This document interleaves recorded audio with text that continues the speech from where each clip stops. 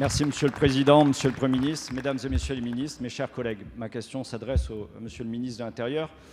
Au cœur de la nuit, je me suis rendu dans le commissariat de Fréjus-Saint-Raphaël auprès de l'officier de quart, le commandant Jean-Paul Dard, qui avec quelques hommes continuaient leur nuit après avoir essuyé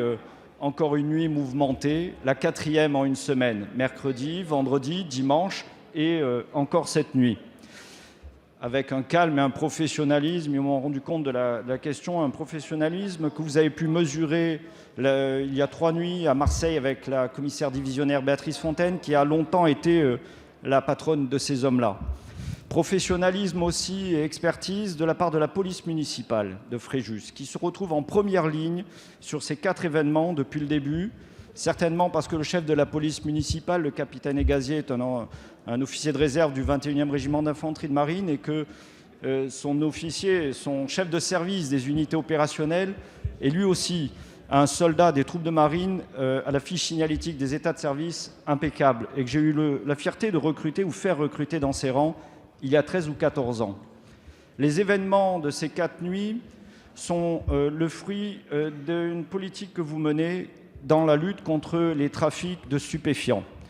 Et depuis quelques nuits, après des saisies records et des arrestations assez jolies, des hommes s'attaquent à des caméras de vidéosurveillance qui poussent notre police municipale à monter à l'assaut et à passer des nuits à faire des échanges entre flashballs et tirs de mortier, comme cette nuit encore. Aussi, Monsieur le ministre de l'Intérieur, je souhaiterais que vous, d'abord, apportiez tout votre soutien et à la police nationale et à la police municipale qu'ils méritent,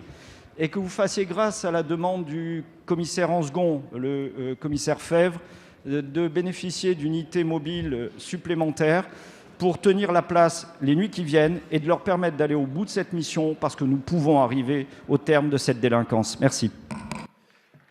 Merci. La parole est à Monsieur Gérald Darmanin, ministre de l'Intérieur.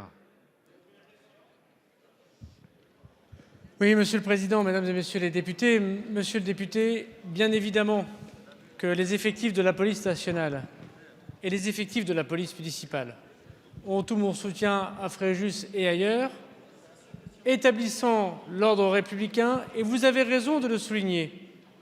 Si dans certains quartiers de la République, on s'en prend à des mâts de vidéoprotection, c'était le cas à Montbéliard, si on s'en prend aux policiers, aux gendarmes, aux policiers municipaux, ça a été le cas dans de nombreuses villes de France ces derniers temps, et singulièrement si on s'en prend là à Fréjus, c'est parce que nous avons continué notre trafic, lutte implacable. Ceux qui sont consommateurs, les AFD, ceux qui sont dans l'organisation du trafic de drogue et donc du trafic d'armes dans les quartiers, effectivement, c'est parce qu'il y a ces réactions de la police, de la gendarmerie et aussi de l'action des municipalités qu'il y a ces réactions tout à fait condamnables qu'il faut absolument être au rendez-vous de l'ordre républicain. Ça fait 3 nuits de suite que les policiers nationaux et les policiers municipaux sont présents à Fréjus. 15 policiers ont été envoyés, vous le savez, depuis 2 jours pour pouvoir maintenir l'ordre républicain. J'ai décidé l'envoi à Fréjus de 40 policiers supplémentaires, de 40 CRS, des nuits FM qui vont aider la police municipale et la police nationale à intervenir. Et je le dis, Monsieur le député, comme vous l'avez souligné, les femmes et les hommes de la police, de la gendarmerie,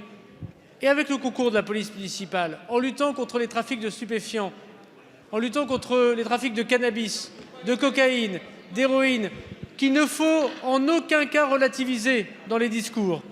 Alors nous luttons évidemment contre les cambriolages, contre les atteintes aux biens, contre le trafic d'armes, et vous avez raison, contre les atteintes faites aux personnes. Et ce point, nous allons gagner cette guerre contre la drogue en y mettant beaucoup de moyens, c'est vrai, mais beaucoup de volonté et beaucoup d'action.